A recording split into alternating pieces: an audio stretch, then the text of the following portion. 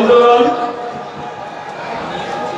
আমরা আমাদের সমাবেশ শুরু করব। যারা পশ্চিম দিকে বাগানবাড়ির দিকে গেটের সামনে দাঁড়িয়ে আছেন, সমস্ত বন্ধুদের অনুরোধ জানাবো আপনারা গেট ছেড়ে দাঁড়ান। বাইরে অনেক লোক এখন আছে, তারা ভেতরে ঢুকতে পারছেন না। আপনারা গেটটা ফাঁকা করে দিন। যারা মিছিল আরো আসছে তাদেরকে এই মাঠের ভেতরে ঢুকে দিন। বন্ধুগণ, আমাদের পার্টি ভারতের কমিউনিস্ট পার্টি মার্ক্সবাদী 23তম যুক্তরাজ্য সংগঠন উপলক্ষে আজকে আমাদের এই প্রকাশ্য সমাবেশ। আমি এই সমাবেশে সমাবেশ করার জন্য আমাদের পার্টির কেন্দ্রীয় কমিটির অন্যতম সদস্য কংগ্রেস অভিজ্ঞতার নাম প্রস্তাব করছি।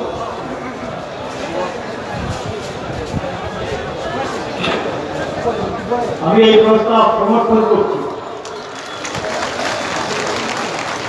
আবারও অনুরোধ করব, বাইরে গেটটা ছেড়ে দিন, কারণ লোক ঢুকছে। সামনে কিছু জায়গা আছে, এখানে এসে বসতে পারবে।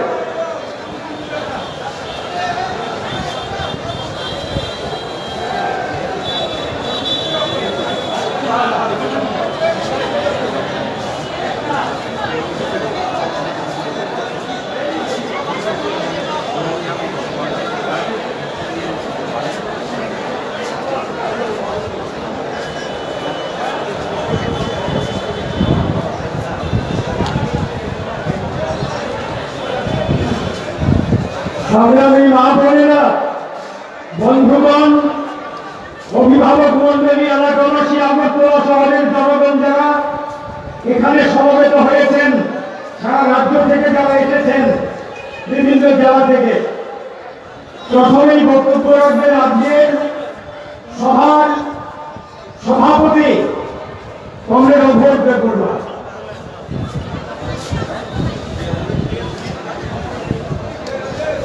সংগ্রামী বন্ধুগণ, ইতিমধ্যে আমাদের প্রকাশ্য সমাবেশের সম্পর্কে আমাদের পার্টি ত্রিপুরাজ্য কমিটির সম্পাদক শুনেছে। আমি প্রথমে আপনাদের যারা সমস্ত সন্ত্রাস, প্রতিবন্ধকতা, এই সমস্ত অপেক্ষা করে আজকে এই সমাবেশে তারা সমস্ত হয়েছেন, প্রথমে আপনাদের সকলকে পার্টির রাজ্য কমিটির তরফ থেকে সংগ্রামী অভিনন্দন জানাচ্ছি। বন্ধুগণ, আগামী কাল 10:30 থেকে আমাদের পার্টির ত্রিপুরাজ্য কমিটির 23তম রাজ্য সম্মেলন শুরু হবে। মূল সময় কাজ শুরু হবে। এই উপলক্ষে আজকের সময় এই সময়তে যাদের আপন জনসাধারণ যারা নানাভাবে বঞ্চিত অথবা নির্ধারিত হয়েছেন, যারা এই রাজ্যে গণতন্ত্র প্রবর্তনের জন্য যারা ভাবছেন, তারা যাতে এই সমাবেশে যোগদান না করতে পারে, তার জন্য শাসক দল অথবা বিরোধী দল নানা কায়দায় জনগণের উপর ভিত্তি সন্ত্রাস চালিয়ে যাওয়ার চেষ্টা করেছে। কিন্তু আজকে এই ধরনের সন্ত্রাস বড় আজকে কিন্তু এই জনজমায়েত হয়েছে। এটা বুঝতে মানুষের মনে কত ক্ষোভ, মানুষের অঙ্গীকার, যত কঠিন আক্রমণে আসুক না কেন, যদি জীবন দিতে হয় তো দেব, এই ভাবনা থেকে আজকে সমস্ত মানুষ আজকে কমিউনিস্ট পার্টির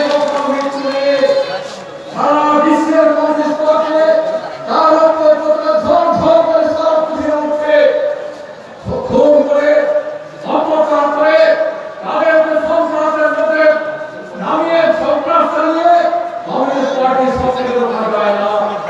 আজকে যে প্রমাণ গত ৭ বছর ধরে এই রাজ্যে ভোট সরকার ক্ষমতায় এসে যে সন্ত্রাস করে রাজ্যকে গণতন্ত্র হত্যা করেছে, ভারতবর্ষের পৃথিবীতে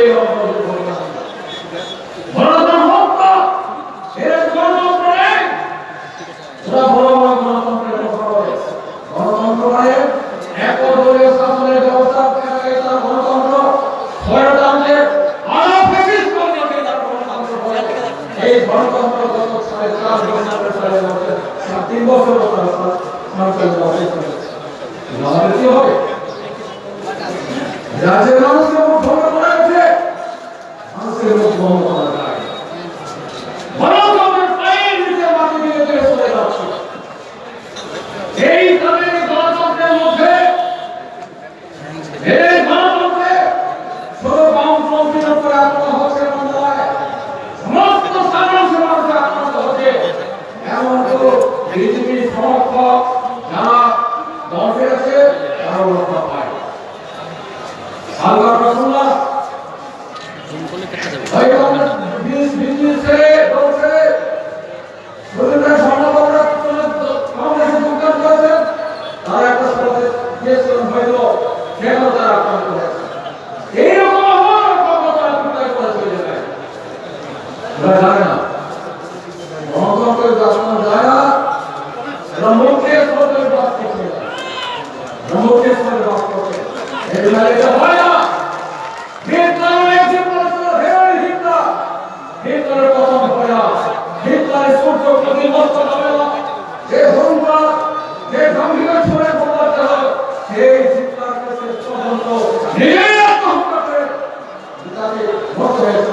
এইভাবে রাজ্যের কংগ্রেসের দল, এই জোটের দল, যারা জনগণের কাজটা করে তাদের উপর অপরাধ করছে, এই দলের যে চলে যেতে হবে, এদেরও নিস্তার করা হয়ে যাবে।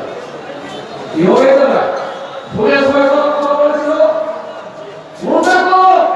একটা কাজ করবে না, বেকারের চাকরি হলো, গ্রামের মানুষের কাজ হলো না, উন্নয়ন পরিকল্পনা হলো, যাই করছে হয়েছিল তাই নতুন নতুন বাড়ি উদ্বোধন করছে ওরা। এই কাজে এই ৩.৫ বছরের কাজ করে নতুন কাজ করে কোথায়? কোনো কাজ নেই। লোকে বড় বড় কথা বলে, প্রতিশ্রুতি কথা বলে, একটা কাজ ওরা করে এমন লাগে যে কাজ হয়েছে, কাজ চলে যাবে, কাজ করতে পারে না। এখন তো লোককে রাজনীতি করে লোককে করে চলে পত্রিকা উঠছে, প্রতিনিয়ত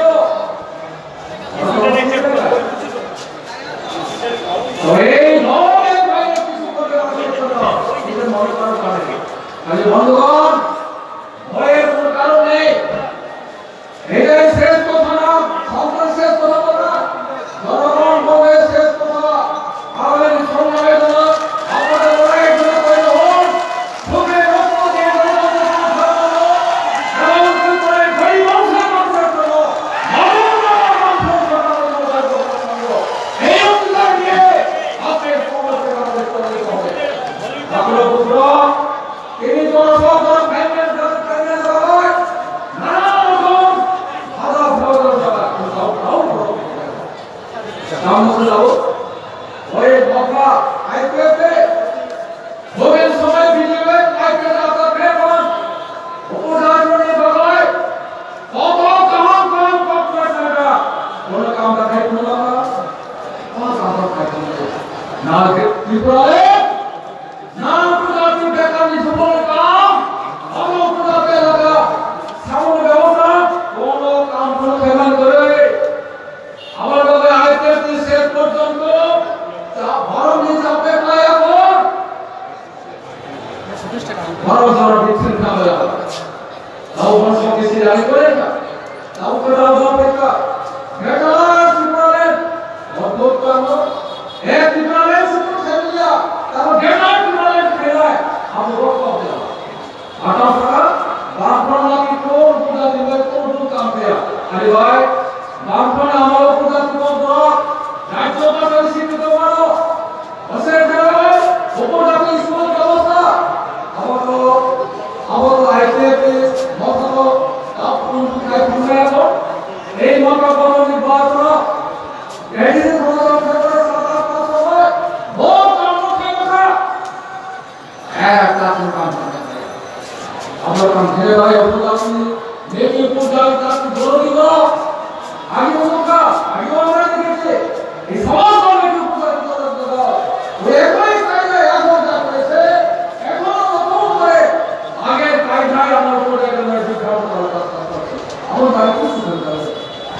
বাকি উপজাতি রাজধানীর সমস্ত অংশের বড়কায় প্রধান উপমা করতে পারেনি কাগজ বড় গন্তল দিয়ে যাব বড় উপজাতির সর্বনাশ ছিল বলে না যাবো হয়তো বাংলা তো বিভিন্ন কিসে গেল বড় এই সমস্ত দল করে গেল এর ভিতরে ইতিহাস আছে বামফ্রন্ট খাইয়া যায় উপজাতির কর্তন রাজ্য স্বীকৃত মানে দাঁড়িয়ে হলো অথবা ডিস্ট্রিক্ট কাউন্সিল দেব তোমরা নিগাবে তুমি তো কথা না সংবিধান পরিবর্তন করা অধিক 125 জন সংবিধান সংশোধন করার কথা বলো পার্লামেন্ট অনেক আউট পর্যন্ত আমার পাঁচ দিনের জব মানে ডিস্ট্রিক্ট খাই নিয়ে উপজাতির এপিসিরা দেও ক্ষমতা মাত্র ভিডিও বানাইয়া আর আগেও শুনলাম আমরা জীবনে তো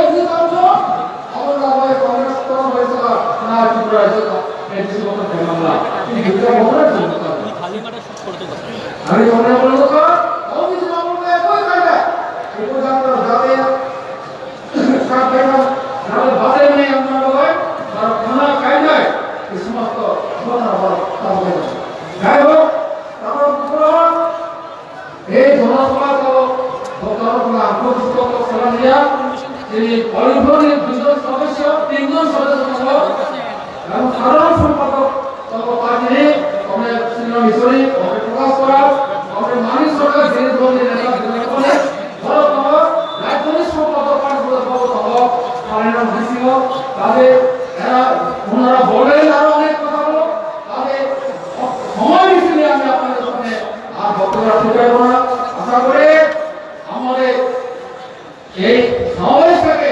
আমাদের গণতন্ত্রের যে সংগ্রাম তীব্র আপনি গড়ে তুলবেন এই কথাগুলো বলে আমি আমার বক্তব্য শেষ করছি সবাইকে অভিনন্দন ইনকলাব দিন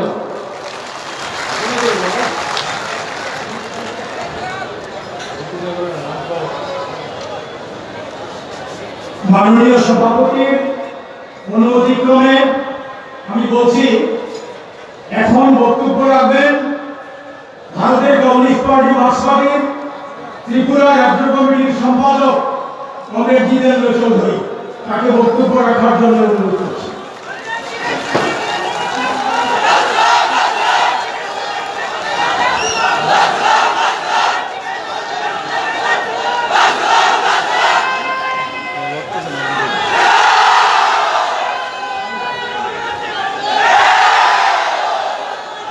আজকের এই বিশাল এবং মহতি সমাবেশের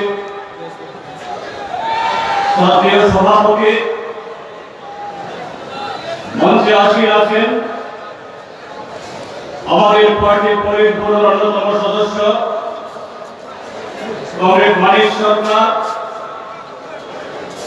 আরো বক্তব্য রাখার জন্য এখানে আসছেন আমাদের পার্টির সাধারণ সম্পাদক কংগ্রেস সীতারাম ইয়েচুরি ফরিদপুর অন্যতম সদস্য কংগ্রেস প্রকাশ কারা আমাদের পার্টির কেন্দ্রীয় কমিটির সদস্যগণ রাজ্য সম্পাদক মন্ডলীর সদস্যগণ এবং আপনারা যারা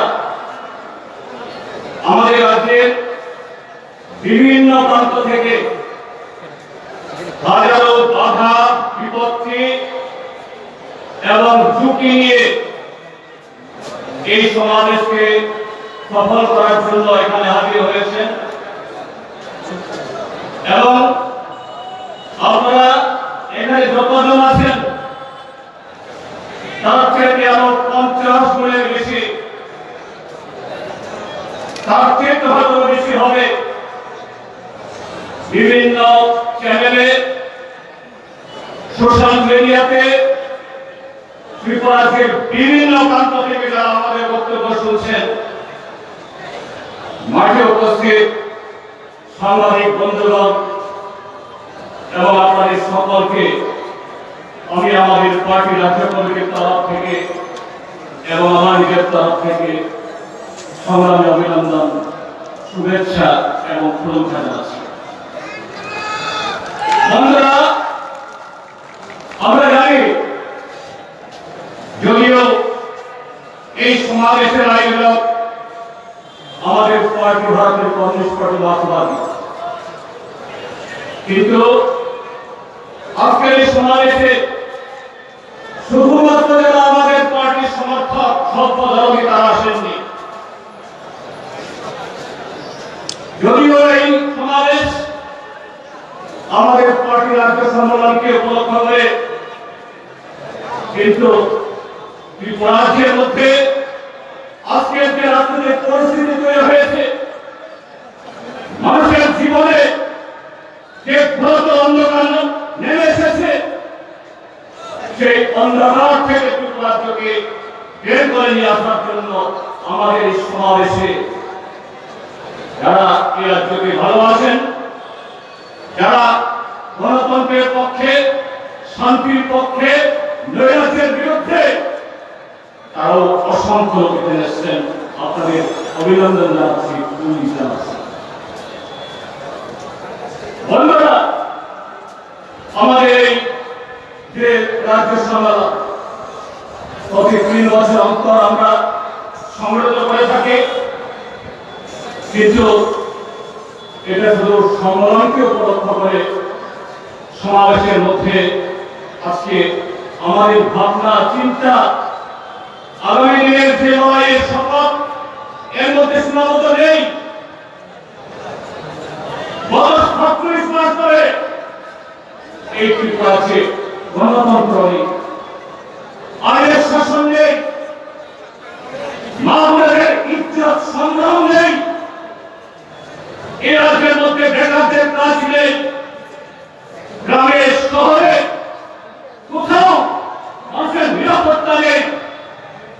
এই রাজ্যটাকে বিজেপি আইপিএফটি জোট এটাকে শ্মশানে পরিণত করেছে। গত 47 মাসে এই রাজ্যে পরিণত হয়েছে কিভাবে মানুষের গণতন্ত্র লুট করা যায়, ভোট লুট করা যায়, অর্জিত অধিকার হরণ করা যায়, কিভাবে এ রাজ্যে এ রাজ্যের মানুষ লড়াই করে যে সম্পদ তৈরি করেছে, মানব সম্পদ, সাংস্কৃতিক সম্পদ, অন্যান্য সম্পদ, গত 47 মাসে ত্রিপুরাতে এই বিজেপি আইপিএফটি জোট সরকার এটাকে ভেঙে চড়ে তছনছ করে এই রাজ্য থেকে লুট করে নিয়ে যাওয়ার জন্য বাইরে থেকে সমস্ত এজেন্ডা থেকে নিয়ে করছে। আমরা সেই জায়গায় চাই কিভাবে গণতন্ত্র পুনরুদ্ধার করে, আইনের শাসন প্রতিষ্ঠা করে, মানুষের কাজের অধিকার ফিরে নিয়েছে, এই রাজ্যকে আবার পুনর্বার সে আমাদের এই ঐতিহ্যের সাথে আমরা মেলাতে পারি। সেই জায়গায় দাঁড়িয়ে গত 47 মাসে আমাদের 22 জন প্রথম সাহেব কর্মী তার শরীরে মৃত্যুবরণ করেছে। শুধু আমাদের কর্মী সমর্থক না, যারা গণতন্ত্রের পক্ষে কথা বলেন, শাসক দলের ব্যাপারেও তারা শহীদভাবে আক্রান্ত হয়েছে। তারা শুধু সাধারণ মানুষ না, কৃষক, শ্রমিক, 1 বছর 3 বছর না, তারা সরকারি কর্মচারী আছেন, উর্দি পড়া পুলিশ আছেন, ডাক্তার, প্রফেসর, উকিল, এও কোন অংশের লোক গত 47 মাসের আক্রমণ থেকে তারা রক্ষা পান। আগামী দিন আমাদের পার্টি এই সম্মেলনগুলোতে, জেলা সম্মেলনগুলোতে আমরা কিভাবে এই আক্রান্ত মানুষ, বঞ্চিত মানুষ, রক্তাক্ত মানুষ তাদের ঐক্যবদ্ধ করতে পারি, আমরা সে আলোচনা করেছে। আগামীকাল এবং পরশু আমাদের রাজ্য সম্মেলন হবে, সেখানেও হবে আগামী দিন গণতন্ত্র পুনরুদ্ধারে আমাদের রোডম্যাপ কি হবে। বন্ধুরা, আজকে এই মেয়ে আলোকে আমাদের যে কোন জিনিসটা আক্রান্ত না, সবচেয়ে বড় আক্রান্ত আমাদের যৌবন, আমাদের যুব সমাজ। গত 47 মাস যারা ঘরে ঘরে চাকরি লাগেন, প্রথম বছরে 50,000 এবং পরের 4 বছরে মিলিয়ে 7 লক্ষ চাকরি লেভেলের প্রস্তুতি দিয়েছেন। গত 47 মাস কিছুই করেন। কি করেছে? কিছু যুবককে তাদের ক্ষুধার জ্বালা, বেকারত্বের জ্বালা, এই সুযোগ নিয়ে তাদেরকে গুন্ডা, সমাজ বিরোধী, ভাইয়ের মাথায়, সহকর্মীর মাথায়, সহপাঠীর মাথায়, প্রতিবেশীর ভাড়া গুঞ্জনের জন্য তাদের চরিত্র নষ্ট করেছেন। এই নয় যে ভারতীয় জনতা পার্টি শুধুমাত্র বিরোধী দল বা সিপিআইএম তাদের ক্ষতি করেছে, আরো বেশি ক্ষতি করেছে, সমূহ ক্ষতি করেছে আজকে বিজেপি দলের সাথে যে সমস্ত যুব বন্ধু আছেন তাদের হাতে মাধব, তাদের হাতে লাঠি, তাদের হাতে মদ করে দিয়ে প্রজন্মকে, জেনারেশনকে শেষ করেছে, তাদেরকে চুকিদার বানিয়েছে। গত 47 মাসে কতিপয় যে তাদের নেতা অন্যরা যে লুট করছে, সে লুটের সামগ্রী পাহারা দেওয়ার জন্য চুকিদার বানিয়েছে। আমরা তাদের কাছে আহ্বান জানাবো, বন্ধু আপনি ভাবুন, আমাদের এই জনসভাকে কেন্দ্র করে আমরা যখন প্রচার করছিলাম, গত 1 সপ্তাহ বেশি সময় ধরে সনাতন সরকার আমার পড়াশোনা বন্ধ হয়নি। গতকাল সন্ধ্যাতেও অভয়নগরে, জিবি এলাকাতে, রামনগরে বাড়ি বাড়ি হুমকি হয়েছে, বাড়ি ভাঙা হয়েছে। আমাদের বিভিন্ন মহকুমাতে যারা বাস দিয়েছেন, গাড়ি দিয়েছেন, হুমকির মুখে এদের গাড়ি বাতিল করতে বাধ্য করিয়েছে। আজকের দক্ষিণের রেলওয়ে স্টেশনগুলোতে সেখানেও আক্রমণ করার চেষ্টা করেছে। মানুষকে উঠতে পারেনি, উঠা যায় না। মানুষ যখন প্রতিজ্ঞাবদ্ধ হয় অন্যায়ের বিরুদ্ধে, দুঃশাসনের বিরুদ্ধে, তাদেরকে আটকে রাখা যায় না। বিভিন্ন শাসক দলকে বলবো, নিশ্চয়ই শাসক দলের নেতারা আমাদের সমাজে দেখছেন, তারা শুনছে, তাদেরকে বলবো আপনারা হয়তো কয়েক হাজার লোককে বাধা দিয়ে আসছে, এখানে আসতে তারা পারেননি। কিন্তু আপনারা যতজন লোককে বাধা দিয়েছেন, তার 100 গুণ মানুষ তার ঘরে বসে শুনছে, তারা ঘরে বসে শুনছেন। এবং তারা শুধু সিপিআইএমের সমর্থক না, তারা শুধু বিজেপি বিরোধী না। বিজেপি নেতাদেরকে বলবো, বিজেপি দলের ভেতরে যারা আছেন আপনারা তারাও আজকে শুনছেন আগামী দিনের পথ কি, আগামী দিনের মিশন কি হবে, আগামী দিনের সিদ্ধান্ত কি হবে। বন্ধুরা, এই যে যুব সমাজের কথা বলছি, কদিন আগেও মাননীয় প্রধানমন্ত্রী এখানে আসলেন। ত্রিপুরাকে নাকি গত 47 মাসে তার আগে নাকি উন্নয়ন বাধাপ্রাপ্ত ছিল, রুকাওয়াট ছিল, এখন নাকি খুলে দিয়েছেন।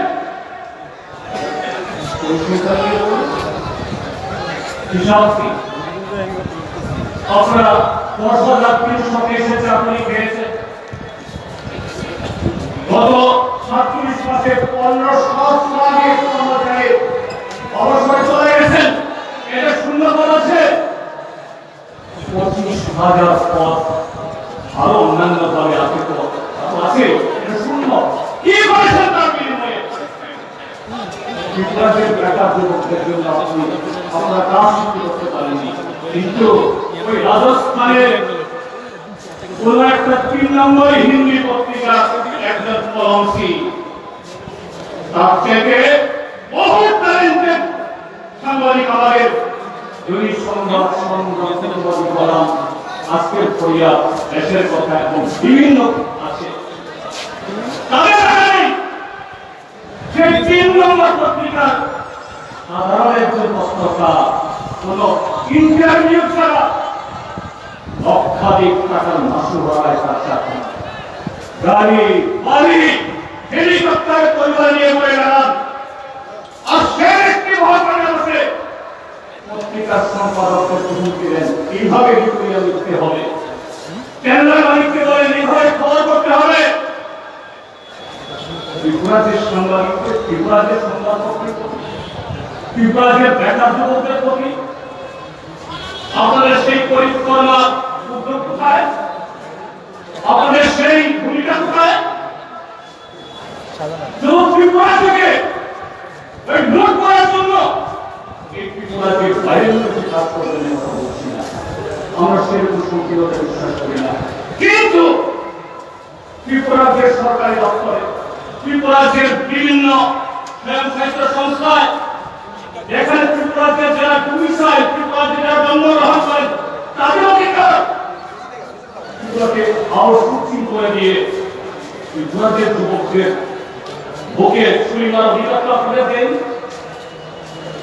ত্রিপুরাকে দপ্তরগুলোর সমস্ত সম্পদ লুট করার জন্য অধিকার তো দেয়নি কাজে বন্ধুরা আমরা আহ্বান জানাবো সমস্ত অংশের গণতন্ত্রকে মানুষকে এবং বিশেষ করে নতুন প্রজন্মকে এই ভারতীয় জনতা পার্টি তাদেরকে বলে রাষ্ট্রবাদী শব্দটা সুন্দর রাষ্ট্রের প্রতি দায়বদ্ধতা রাষ্ট্রের প্রতি ভালোবাসা কিসের রাষ্ট্রবাদী রাষ্ট্রের ক্ষেত্রে এদেশের শ্রমিক কৃষক যুবক সমস্ত অংশের তারা ভবিষ্যৎকে ধ্বংস করছে আর ত্রিপুরাকে মধ্যে বসে ত্রিপুরাকে যুব সমাজকে নেশায় ডুবিয়ে দিয়ে তাদের অধিকার কেড়ে নিয়ে এ রাজ্যের যুবকদের মধ্যে মার ভাঙ্গা বৃহত্তর বানিয়ে এটা রাষ্ট্রপ্রেম রাষ্ট্রবাদী কর্মসূচি এটা পক্ষান্ত রাষ্ট্র বিরোধিতা তার বিরুদ্ধে আগামী দিন আমরা সমস্ত ধর্মনিরপেক্ষ গণতান্ত্রিক শক্তির ঐক্যবদ্ধ প্রতিরোধ এবং প্রতিবাদ চাই লড়াই চাই তারপরে পার্টি নিয়ে সম্মেলন প্রথম স্থান আরো পার্টি নিয়ে সম্মেলন বেশি করে আরো থাকবে সামনে বেশি করে কি করা চলো গণতন্ত্র পুরোই তিনি মানসাই সেই এলাকা এ রাজ্য সংবিধান অতন্ত্রায় লেখা ও সংবিধান কি করে করানি গণতন্ত্র কি করে করানি আপনি কত সাত সালামি আপনি আগে ও রায়দার সামনে যাবে তিনি সমাবেশ অনুষ্ঠান হেমালো যিনি সিপিআইএম নি যারা তারা সামনে বাস নিয়ে আপনি স্লাই বান তিনি লোককে সোমবার দিন কখনি খাই অধাগাম সানা গাইও তিনি ত্রিপুরা হও বাসা তাবো বুক বড় ত্রিপুরা সানি বাবু ত্রিপুরা সা হুকুমই লাগাই ত্রিপুরা হানি লাগাই বড় কায়দা করো বড় হামলারো तुम आप लोग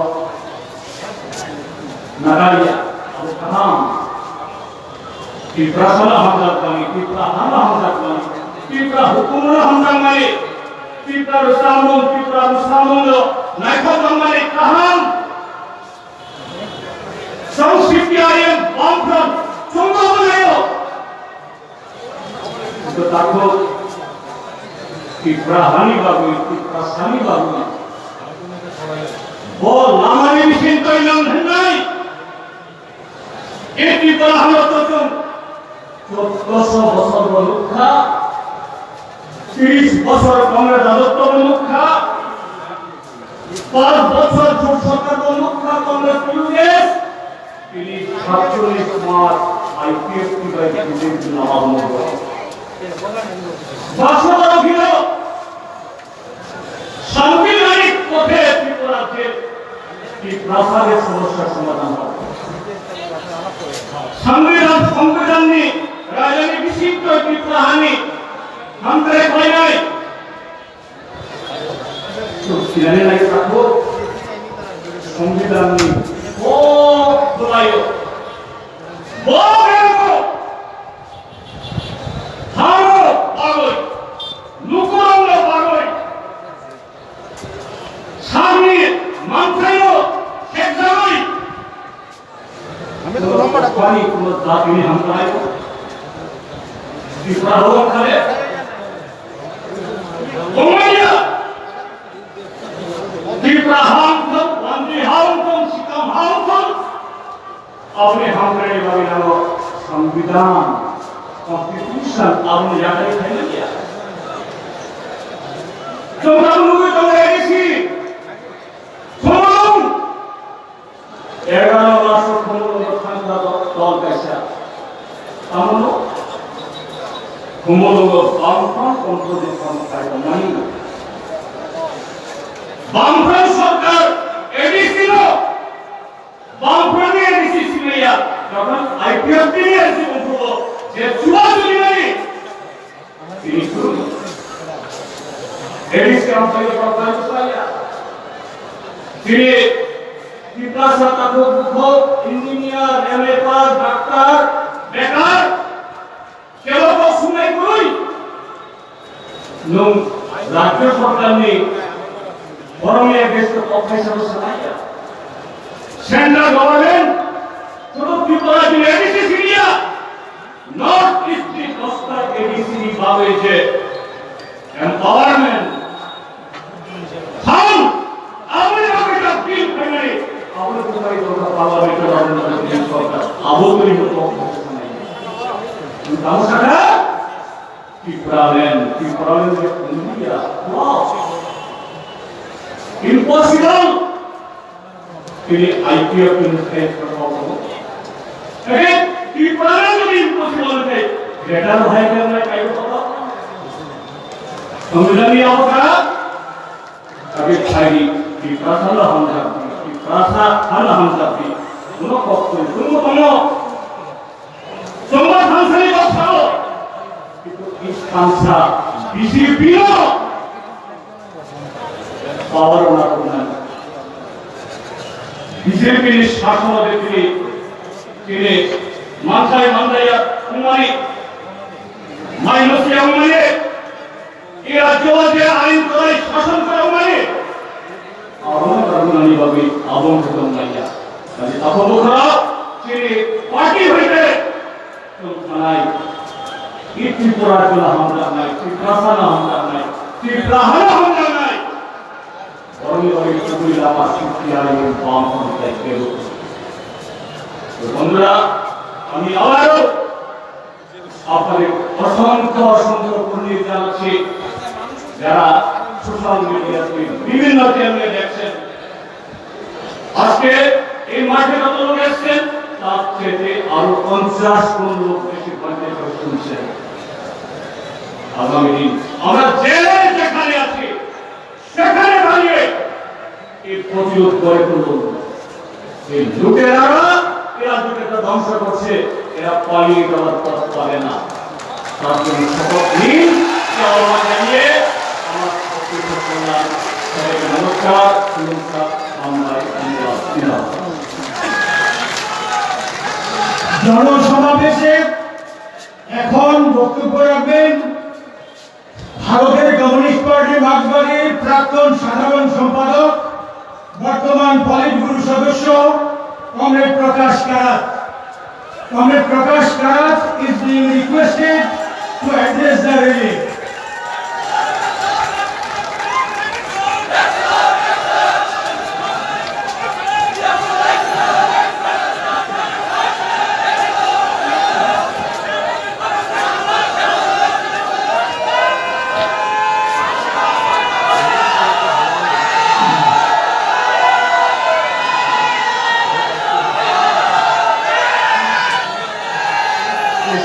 के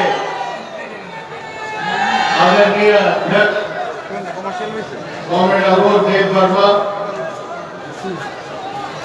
हमारी पार्टी के पॉलिट ब्यूरो के सदस्य कॉमरेड मानिक सरकार, हमारे त्रिपुरा राज्य कमेटी के मंत्री कॉमरेड जितेंद्र चौधरी और मेरे प्रिय भाइयों और बहनों, आज त्रिपुरा के मार्क्सवादी कम्युनिस्ट पार्टी के राज्य सम्मेलन के अवसर पर ये महासभा में आए हुए आप तमाम साथियों को मैं हार्दिक अभिनंदन करना चाहता हूँ। आप त्रिपुरा में मार्क्सवादी कम्युनिस्ट पार्टी और वामपंथी आंदोलन के साथ इतने दिनों से दृढ़ता पूर्वक खड़े होने के कारण, लाल झंडे के साथ खड़े होने के कारण मैं आप सबको हार्दिक अभिनंदन करता हूं। साथियों, आप जानते हैं कि हमारे देश में जब से भारतीय जनता पार्टी की सरकार दिल्ली में सत्ता संभाली है, तब से लेके हमारे देश के जनतंत्र पर, हमारे देश के संविधान पर, हमारे देश के जो सेक्युलर ढांचा है और हमारे देश के जो संघवादी ढांचा है, इस सब पर भयंकर हमला हो रहा है। और आज ये हालत हो गई है कि मोदी सरकार के रहते हुए विपक्ष के खिलाफ जो भी आवाज उठाती है इस सरकार के खिलाफ, जो भी अपने स्वतंत्र अभिव्यक्ति करते हैं, उन सब के खिलाफ दमन और हमला होता है। हमारे देश में ऐसे कानून है जो बनाया गया था आतंकवाद के खिलाफ, अनलॉफुल एक्टिविटीज प्रिवेंशन एक्ट। ये कानून आतंकवादी संगठनों को गैर कानूनी घोषित करने के लिए बनाया गया था, लेकिन आज ये कानून हमारे देश के जो ट्रेड यूनियन के कार्यकर्ता है, किसानों के संगठनों के नेतागण है, जो भी जनवादी अधिकारों के लिए लड़ते हैं, उनको इस कानून के तहत जेल में बंद करके बिना जमानत के सालों के लिए बंद करके रखते हैं। और यही सरकार हमारे देश की जो केंद्रीय एजेंसीज है, जो सीबीआई है, ईडी है, आईटी है, सब संगठनों को का दुरुपयोग करके विपक्षी पार्टियों के नेतागण को गिरफ्तार करते हैं। कल महाराष्ट्र में वहां की सरकार के एक मंत्री को ईडी ने गिरफ्तार किया। इसका कसूर यही है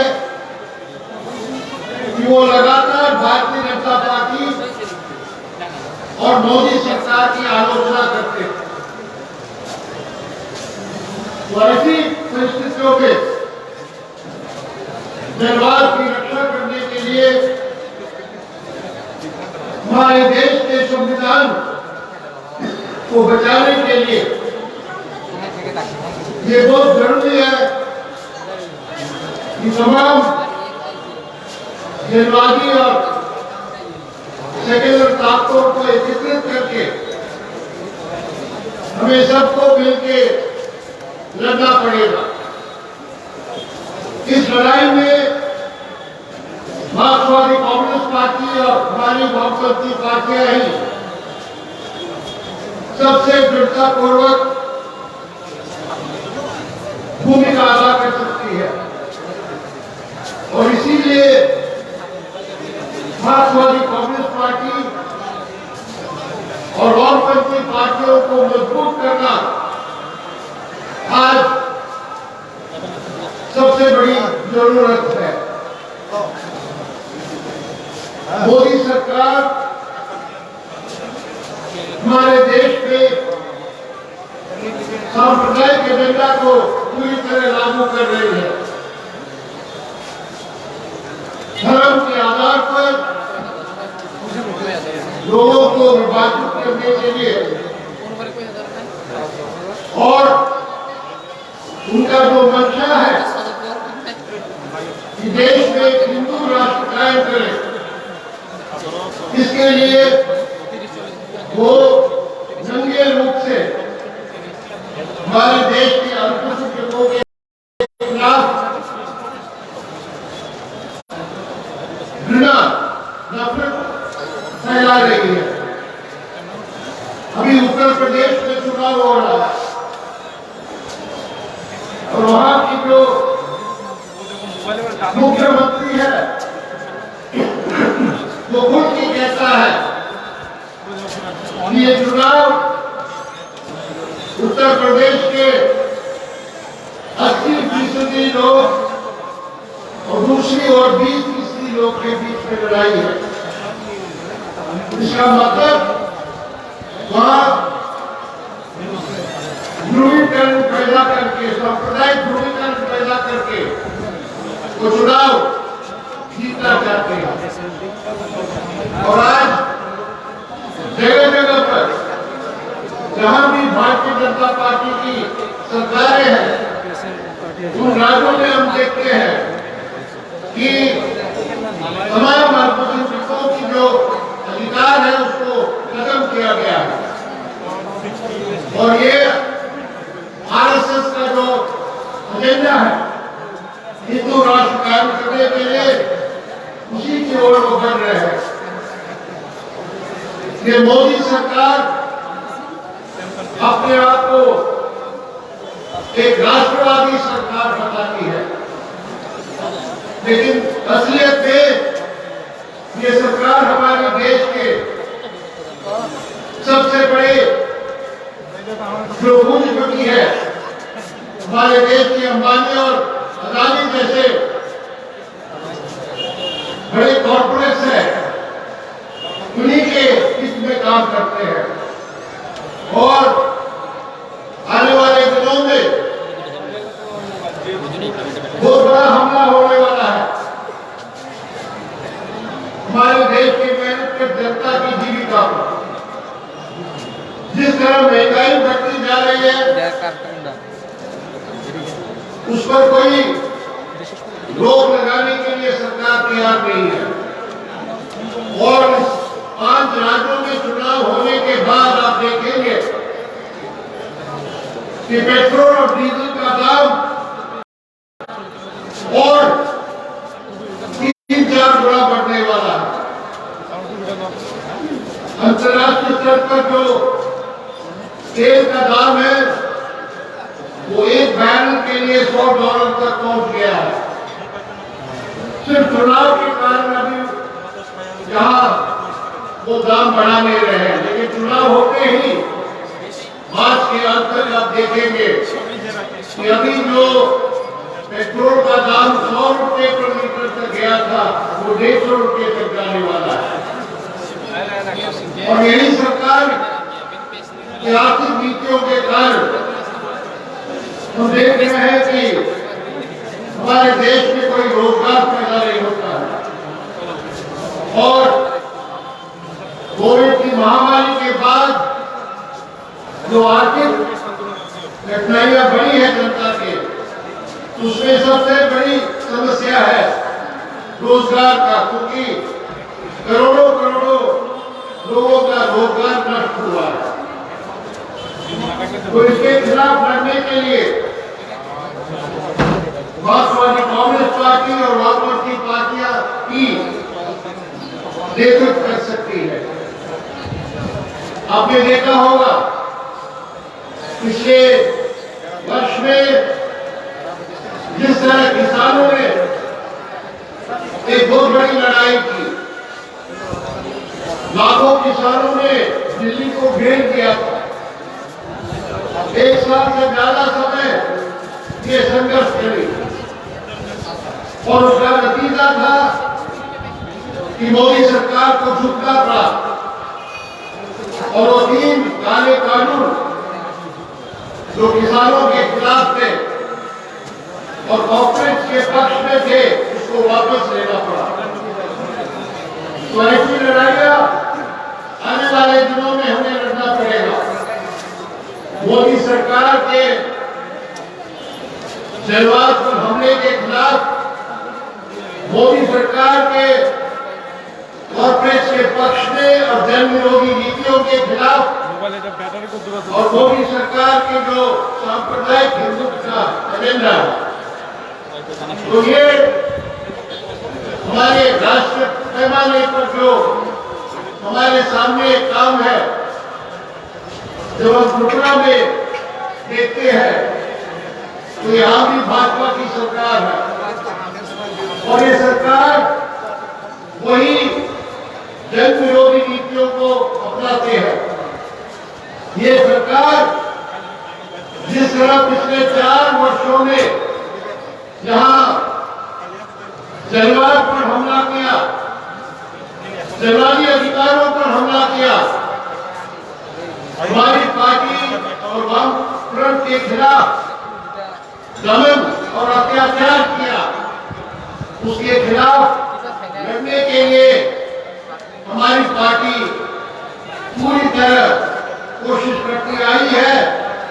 और अभी तक आपने देखा है इस पिछले 4 वर्षों में जितने भी हमले हुए हैं, जितने भी दमन हुआ है, उसका मुकाबला करने के लिए लाल झंडे के साथ खड़े होकर हजारों हजारों हमारे साथी और मेहनत कर जनता खड़े हैं। और उसका सबूत यही है कि इतने बड़े तादाद पर आज आप इस रैली में आए हैं, मार्क्सवादी कम्युनिस्ट पार्टी और वामफ्रंट के समर्थन में।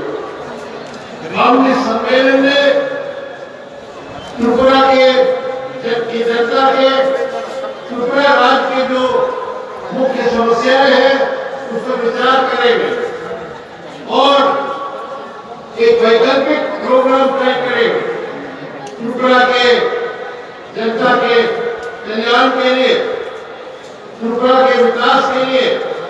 जो पहले वर्षों के लिए वामफ्रंट की सरकार ने यहाँ जो विकास का काम किया था, जनता के लिए कल्याणकारी काम किया था, शिक्षा और चिकित्सा के लिए जो प्रयास किया था, उन सबको किस तरह आगे ले जा सकता है और इस सरकार की जन विरोधी नीतियों के खिलाफ लड़ते समय हम अपने विकल्प को भी पेश करेंगे। आपको पता होगा कि लोग कहते हैं कि हिंदुस्तान में कोई वामपंथ आज बचा नहीं है, लेकिन केरल में वामपंथ की सरकार है। केरल में मार्क्सवादी कम्युनिस्ट पार्टी के नेतृत्व वाली सरकार है और उस सरकार ने करके दिखाया है। अभी जो कोविड महामारी के समय में सिर्फ केरला एक ऐसे राज्य था जहां की पूरी जनता के लिए सरकारी अस्पतालों में, सरकारी चिकित्सा केंद्रों में मुफ्त में चिकित्सा दी गई। किसी को भी एक पैसा खर्च खर्च नहीं करना पड़ा अस्पतालों में, क्योंकि वहां ऐसे चिकित्सा की व्यवस्था है कि सबको फ्री ट्रीटमेंट दिया जा सकता है। ये हमारी वैकल्पिक नीतियां। तो उसी तरह त्रिपुरा में यहाँ जो उपजाति है, गैर उपजाति है, जिन्होंने दशकों तक हमारे वामपंथ के नेतृत्व में यहाँ मिल के काम किया और आपसी भाईचारा के साथ त्रिपुरा में विकास का काम किया, वही ट्राइबल और नॉन ट्राइबल, उपजाति और गैर उपजाति जनता, उनकी मेहनत के जनता की एकता को कायम रखेंगे। वामपंथ ही ये काम कर सकता है और त्रिपुरा को आगे बढ़ा सकता है। तो इसीलिए मैं आज आप जो बड़े पैमाने पर आए हैं, जितने भी 4 वर्षों में आपने दमन सहा है, जितने भी हमारे साथियों पर हमला हुआ है, हमारे दफ्तरों पर हमला हुआ है, हमारे साथियों का खून किया गया है, इस सब के बावजूद यहाँ के मार्क्सवादी कम्युनिस्ट पार्टी और वामपंथ जिंदा है, जिंदा रहेंगे, लड़ेंगे और हम जीतेंगे। यही संदेश लेके हम इस सम्मेलन को कर रहे हैं। मैं आप सबको धन्यवाद देता हूँ। इंकलाब जिंदाबाद।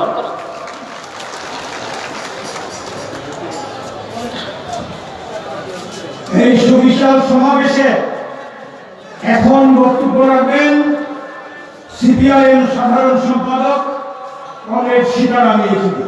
তাকে বক্তব্য রাখার জন্য অনুরোধ করছি।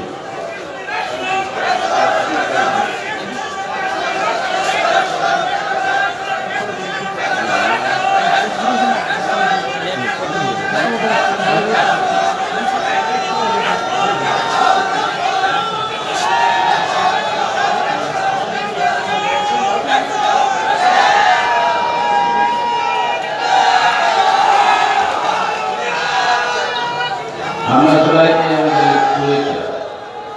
আজকে আমি বাংলাতে বলতে পারবো না, কিন্তু যখন আমি নির্বাচনের সময় এসলাম বললাম কি আগামী আগে আসবো তো আমি নিশ্চয়ই চেষ্টা করবো যে বাংলাতে বলতে, কিন্তু যেরকম परिस्थिति आज के जेरकम हमारे सामने ये चैलेंजेस, ये चुनौतियाँ जो है उसको सामना करने के लिए ये जरूरी है कि संक्षेप में मैं आज आपके सामने हिंदी में बोलूँ।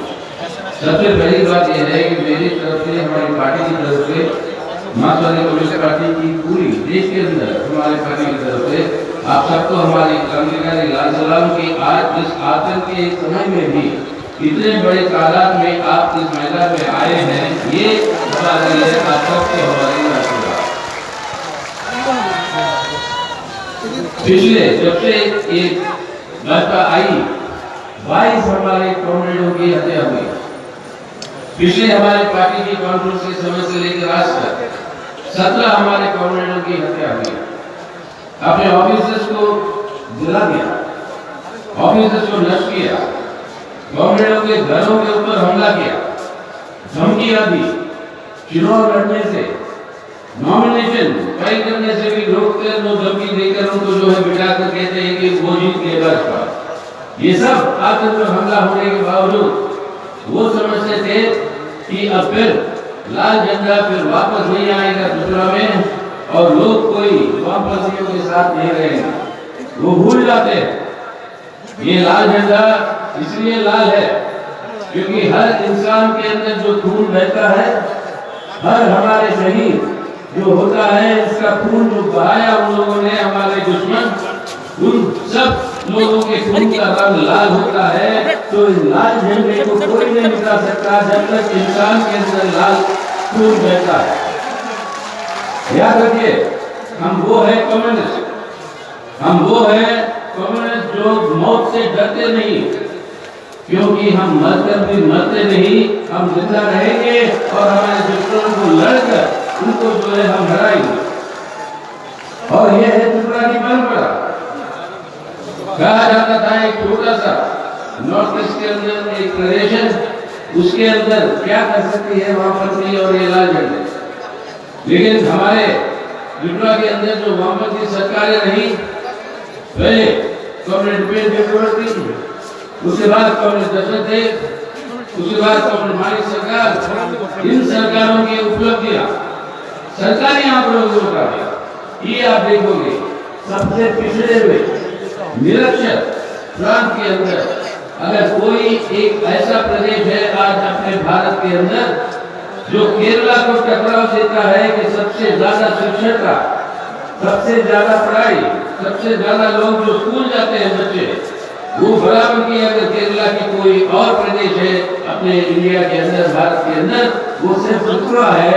और ये आपके वामपंथी सरकारों की उपलब्धि है। ना सिर्फ ये भूमि सुधार, अरे राष्ट्रीय आंदोलन के समय से त्रिपुरा की परंपरा रही है कि देश की आजादी के लिए त्रिपुरा को भी जोड़ते हुए अपने हिंदुस्तान के अंदर, उसके लिए उस समय जब देश के अंदर बंटवारा हो रहा था, त्रिपुरा को भारत के साथ रखने के अंदर ये वामपंथी आंदोलन और यहाँ पर उपजाति लोगों के नेतृत्व देते हुए वो आंदोलन, उसका बहुत बड़ा भूमिका रहा। एक क्रांतिकारी विरासत है त्रिपुरा के लोगों की। आप जो है उसके वारिस हो। अब ये क्रांतिकारी इतिहास को अगर आज बरकरार रखना है तो ये चैलेंज देना होगा अपने सरकार को और भाजपा को। अगर आप निष्पक्ष तरीके से चुनाव कराओगे बिना हिंसा के और जनतांत्रिक तरीकों से, आइए आप रखिए अपनी बात जनता के सामने, हम रखेंगे अपनी बात और जनता को चुनने दीजिए कौन वो चाहते हैं कौन नहीं चाहते। लेकिन ये हिंसा से खत्म करके सीधा और जनतांत्रिक तरीके से चुनाव लड़िएगा तो ये निश्चित है कि भाजपा हारेगी, वामपंथी जीतेगी और फिर से वामपंथी सरकार जो है यहाँ पर बन पाएगी। अगर वो माहौल लाना है तो आज इस हिंसा के खिलाफ लड़ना है, वो माहौल लाना है। हम लड़ेंगे इनको जनतांत्रिक तरीके से, हम लड़ेंगे हमारी जनतांत्रिक व्यवस्था को बरकरार रखेंगे, हम लड़ेंगे हमारे संवैधानिक जो अधिकार है उस अधिकार को बरकरार रखेंगे।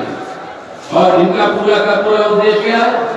इनका पूरा का पूरा उद्देश्य उसी संविधान को ध्वस्त करे, उसी संवैधानिक अधिकारों को खत्म करे और लोगों के सामने हिंसा, नफरत और उसके आधार पर डराकर लोगों को अपनी समर्थन में हासिल करने की कोशिश करे। इसके बावजूद क्या हो रहा है उत्तर प्रदेश में, क्या हो रहा है पंजाब में, क्या हो रहा है बाकी प्रांतों में जहाँ पे चुनाव हो रही। इससे पहले चुनाव हुए थे आपके तमिलनाडु में, आपके केरला में, आपके बंगाल में और सब जगह बीजेपी को हारना पड़ा। और इस बार भी उत्तर प्रदेश के अंदर संकेत यही मिल रहा है। प्रधानमंत्री बहुत यात्रा कर रहे हैं, बहुत सरकारी पैसे से सरकारी ट्रेन लेकर, सरकारी गाड़ियां लेकर अपने चुनाव प्रचार कर रहे हैं। वो चुनाव प्रचार का क्या है मुख्य उद्देश्य? आज देश के अंदर बेरोजगारी बहुत बढ़ गई। हमारे देश के अंदर नौजवान जो हमारा देश का भविष्य है, इस नौजवान को अगर हम आज नौकरी देते और देने के लिए देश के अंदर साधनों की कोई कमी नहीं है। केंद्र सरकार वो पब्लिक इन्वेस्टमेंट करे, वो जो है निवेश करे, जो सड़कें चाहिए हमें, जो हमारे लिए सिंचाई की जो सुविधा चाहिए, जो सब सुविधा चाहिए हमारे इंफ्रास्ट्रक्चर के लिए, उसको बनाए।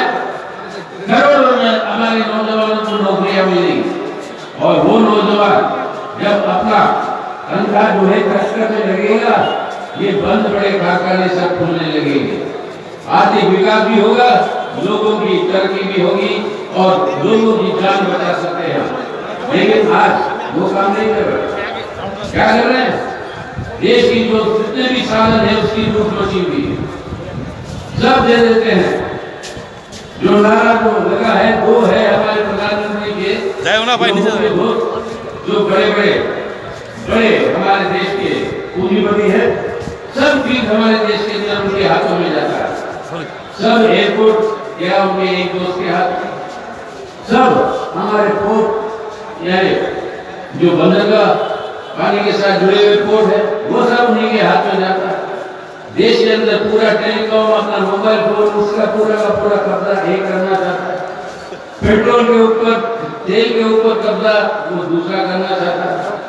यानी पूरी देश की संपत्ति के ऊपर आज लूट मची हुई है और ये लूट जो है वो बेचा जा रहा है आज हमारे बड़े पूंजीपतियों को, जो हमारी संपत्ति है। आज जो निजीकरण हो रही है हर संस्था की देश के अंदर, लाखों के तादाद में हमारे देश के अंदर मुलाजिम और हमारे देश के अंदर मजदूरों की नौकरी की चटनी हो रही है पब्लिक सेक्टर के अंदर। और ये पब्लिक सेक्टर आज मोदी साहब को और भाजपा को ये बताना पड़ेगा बड़ी जोर से, भाई देश का पब्लिक सेक्टर, देश की आर्थिक संपत्ति का मालिक देश का जनता है।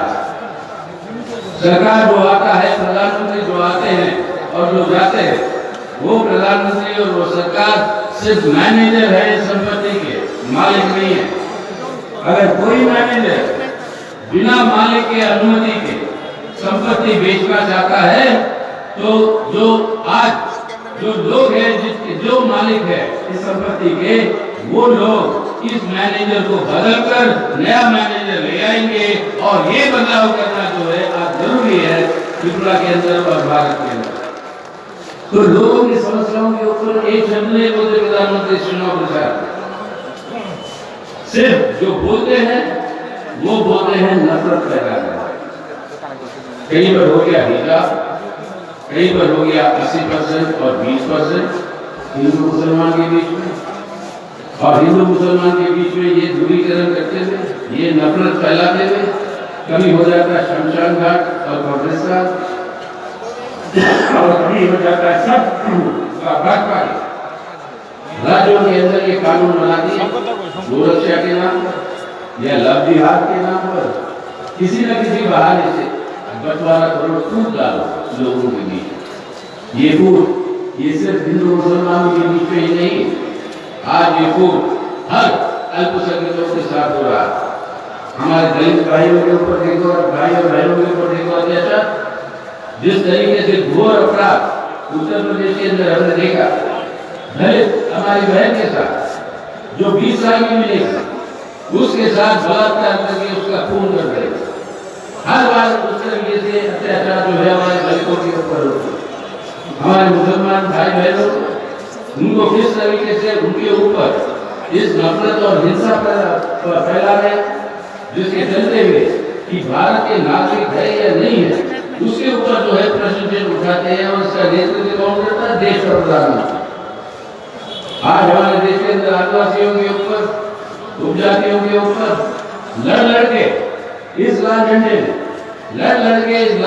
ने फॉरेस्ट राइट्स एक्ट, यानी आपके जंगलों में रहने की अधिकार उपजातियों की, उसके लिए कानून बना। ये गर्व की बात है लाल झंडे की कि सबसे ज्यादा पट्टा जो दिया गया है पूरे हिंदुस्तान, पूरे भारत के अंदर सबसे ज्यादा पट्टा इसका कानून के चलते हुए दिया गया है, वो दिया गया है आपके त्रिपुरा में वामपंथी सरकार के चलते हुए। और आज वो अधिकारों को ध्वस्त करने पे लगे। हजारों एकड़ हमारे जंगलों को आज जो है बेच रहे हैं विदेशी पूंजी के लिए, बड़े पूंजीपतियों के लिए, ताकि वहां पर वो कोयले का और बाकी चीजों का खदान करेगा, ये करेंगे। इसके चलते हुए लाखों की तादाद हमारे उपजाति और आदिवासियों को अपना घर छोड़कर वो जो है भड़कना पड़ रहा है, यानी दलितों के ऊपर, आदिवासियों के ऊपर, महिलाओं के ऊपर, इन सब पे जो अत्याचार जो बढ़ रहे हैं, इनके बारे में क्या है प्रधानमंत्री जी और केंद्र सरकार के सुझाव, किस तरीके से समस्याओं का हल करेंगे, उसके ऊपर एक भी बात नहीं। पूरी की पूरी बात होती है कि एक ध्रुवीकरण पैदा करो, ताकि एक सांप्रदायिक वोट बैंक का जो है उसको जो है मजबूत करे। सबसे गंदा आज कोई वोट बैंक पॉलिटिक्स कर रहा है देश के अंदर, वो है भाजपा और हमारे प्रधानमंत्री। और ये वोट बैंक पॉलिटिक्स के चलते हुए लोगों की एकता को तोड़कर वो अपने स्वार्थ के लिए, अपने भारत और भारत के संविधान को ही वो ध्वस्त करने जा रहे, ध्वस्त किए जा रहे। और सब संस्थाओं के ऊपर आज पहले क्या होता था, यहाँ पर जो निर्वाचन होते थे आपके त्रिपुरा के अंदर या कहीं पर भी देश में, कोई भी गलत भाषण अगर किसी ने बोला निर्वाचन में, इलेक्शन कमीशन फौरन उस पर कार्रवाई लेता। आज नफरत भरा हुआ भाषण जो है कई सारे हो रहे हैं उत्तर प्रदेश में हमारे अल्पमत के समुदाय के खिलाफ, हमारे मुसलमान भाइयों बहनों के खिलाफ, लेकिन एक पर भी कार्रवाई नहीं लेती है। आपके कोर्ट के सुप्रीम कोर्ट पे 3 साल से पड़ा हुआ है कि वो 370 धारा खत्म करके जो जम्मू कश्मीर को दस्तक दिया था उस राज्य को क्यों किया? क्योंकि एकमात्र मुसलमान मेजॉरिटी स्टेट है पूरे देश के अंदर, तो उसको जो है आप जो है उसको खत्म करो, वो उद्देश्य। और ये केस पड़े हुए हैं नागरिकता के कानून के ऊपर, या वो लोग पैसे इकट्ठा कर रहे हैं। आज जो एक राजनीतिक भ्रष्टाचार को जो बढ़ावा दे रहे हैं इलेक्ट्रॉनिक बॉन्ड्स के सिलसिले में लाखों करोड़ों रुपए भाजपा ने इकट्ठा कर दिया जो खर्च करते हैं यहाँ पर आपके चुनाव के समय पर। ये सब के सुनवाई पार्लियामेंट को ही ठीक ढंग से चलने देते, अपने बहुमत के हिसाब से कानून बना देते हैं। यानी संविधान और संविधान के संस्था इन संस्थाओं को खत्म करने का पूरा तो आज ये समय आ गया।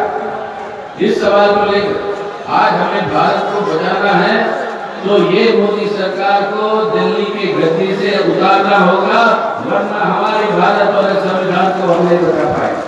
आज त्रिपुरा को बचाना है, त्रिपुरा को बचाना है और त्रिपुरा के अंदर जो भी आपने उपलब्धियां आपकी रही है वामपंथी सरकार के चलते हुए, उन उपलब्धियों की रक्षा करनी है आज।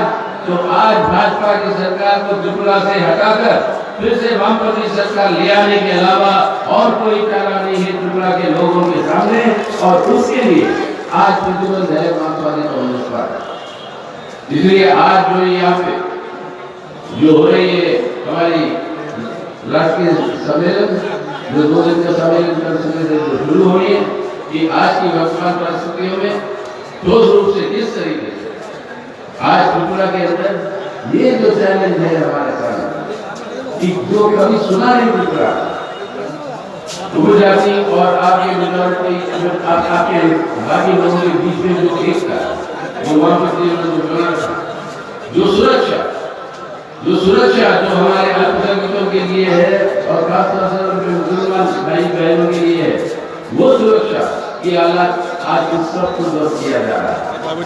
अरे आज भी बांग्लादेश में अगर आप चले जाएंगे, बांग्लादेश की मुक्ति के लिए अगर किसी का नाम वो लेते हैं और वहाँ के प्रधानमंत्री शेख हसीना वो खुद आई थी यहाँ आपके आगे चला, क्यों? ये आपको आप सबको धन्यवाद बोलने के लिए कि बांग्लादेश की मुक्ति के लिए किस तरीके की समर्थन त्रिपुरा के लोगों की और त्रिपुरा की सरकार उस समय की वामपंथी सरकार को मिला। आगे मिली थी तो हमारी सरकार के साथ, मुख्यमंत्री के साथ, यानी वो मुसलमान हिंदू की दायरा कमी इस राज्य में उस तरीके से बंटवारा कमी नहीं। हम है तो हम इंसानियत का एक ही कायदा होता है इंसान का, वो है इंसानियत। और वो इंसानियत जो भी आपकी मतलब है, इंसानियत के आधार पर सरकार को और प्रशासन को चलना और उस तरीके की वातावरण लाना है। तो आपको आज फिर से जुटकर इतनी बड़ी तादाद में जो आप आए, ये अपने आप में संकेत है। अभी तो हमने जितेंद्र जी हमें बता रहे थे कि कई हजारों की तादाद में शादी जो आना चाह रहे थे रैली, वो अभी भी आने नहीं दिया जा रहा है। उसको रेलवे स्टेशनों में, बस स्टैंडों में, बसों में और बसें जो किराए पे भी लिए थे उन सबको जो है कैंसिल किया जा रहा है। ये सब होने के बावजूद, डराने के बावजूद, धमकी देने के बावजूद, हिंसा के बावजूद इस तादाद में जो आप यहाँ पे आए हैं, ये हमारे लिए एक प्रोत्साहन है पूरे हिंदुस्तान के लिए कि त्रिपुरा की जनता आज जुड़ता है उनके अंदर, आज निश्चित कर चुकी है कि आज त्रिपुरा के अंदर ये हिंसा और नफरत की वातावरण नहीं चलेगी। आज फिर से जनतांत्रिक आधार पर संवैधानिक व्यवस्था को पुनः कायम करेंगे और उसके लिए भाजपा को हटाएंगे और वामपंथी सरकार को ले आएंगे।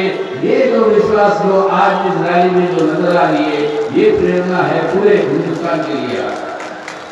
सब जगह लोग लड़ रहे हैं, हर चुनाव के अंदर आज लोग लड़ रहे हैं भाजपा के खिलाफ। और जो बर्बादी जो की जा रही है हमारी अर्थव्यवस्था की, लोगों की जिंदगी के साथ, और आज तक खिलवाड़ हो रहा है। सुप्रीम कोर्ट के दबाव में आकर 50,000 रुपए हर परिवार को देने की बात के लिए सरकार को मानना पड़ा, जो पहले नहीं मानती थी। जहाँ उस परिवार के अंदर कोई इस कोरोना कोविड महामारी से कोई उस परिवार के अंदर जो जिनकी जान चली गई, उन लोगों को 50,000 रुपए मिले। आज क्या कर रही है सरकार? कितने लोग मरे हैं अपने देश के अंदर, उसको सही ढंग से नहीं दिखा रही है ताकि ये पैसे बचा ले। ये है सरकार की इंसानियत। कितने मरे उसका सही आंकड़ा आज तक ये सरकार देती है। आंकड़ा देती है कुछ 5-6 हजार की और बाकी है 50,000 की। जैसे उनकी सरकार गुजरात में है, वो तकरीबन 5,000 से ज्यादा 5,000 की असली आंकड़े दिखाते हैं, लेकिन 80,000 के करीब जो है ये कॉम्पनसेशन बाकी। तो इस तरीके की सरकार जो देश की संपत्ति और लोगों को राहत देने के लिए वो अपने सरमाएदारों को, अपने पूंजीपतियों को देश को लूटने के लिए सुविधा दे रही है। विदेश में पूरी की पूरी अमेरिकन साम्राज्यवाद के जुमशेदू बनकर, एक कठपुतली बनकर विदेशी राजनीति करते हैं। आज पूरी दुनिया के अंदर एक बहुत बड़ा समस्या एक अंतर्राष्ट्रीय स्तर पर खड़ा हो गया है यूक्रेन। वहां पर असलियत के आधार पर चलने के लिए फिर दबाव, अमेरिका के दबाव, यानी सरकार एक तरह से अमेरिका की दबाव और प्रधानमंत्री को मतलब वो एक किस्म से वो बातें भी तो उन्हीं के अंदाज में कहते हैं। भारत के अंदर गोडसे की जय और विदेश जाते हैं तो गांधी जी की जय। तो विदेश में गांधी जी, भारत के अंदर गोडसे जी, और ये है उनकी असली राजनीति। असली राजनीति ये है और इसके चलते हुए अपने देश की संवैधानिक व्यवस्था, देश की एकता अखंडता, देश के लोगों की रोजमर्रा जिंदगी, इन सब के ऊपर वो बड़ा होता है। तो हमारी अपील आप करते यही कि विप्लव में ये 2 दिन में जो भी निर्णय लें, इस तरीके से हमें आगे बढ़ना है। उसको आप सभी लोग स्वीकार करते हुए आने वाले दिनों में जनता की